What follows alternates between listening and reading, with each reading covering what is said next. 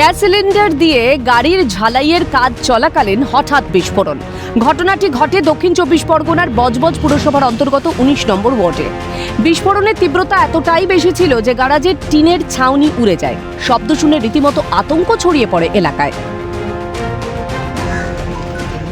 গাড়ি কাজ হচ্ছিল, গাড়ি কাজ করতে করতে এবারে যা সব লেবারগুলো ছিল ওপরেই কাজ করছিল, কাজ করতে করতে ইলেকট্রিক ঝালাই পালাই যেরকম হয় সেরকম হচ্ছিল, হতে ট্যাঙ্কিটা মানে গ্যাস পাত হয়ে গিয়ে কীভাবে মানে উড়ে গেছে। তো এই যে সিলিন্ডারগুলো দিয়ে কাজ হচ্ছে, এগুলো তো বেআইনিভাবে কাজ হচ্ছে। সেটা আমরা কি আমার তো গ্যারাজে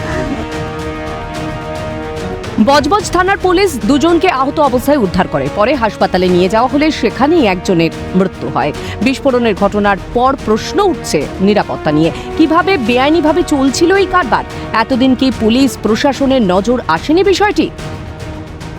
হ্যাঁ, সব ছাই দিয়ে অবৈধভাবে রাতারাতি সব ভর্তি করে সব কাজ করা হচ্ছে। ওই গ্যারেজটাও সব পুকুর ছিল, সব ছাই। আপনি গিয়ে ওখানে দেখলে বুঝতে পারবেন, জায়গাটা দেখে নিন।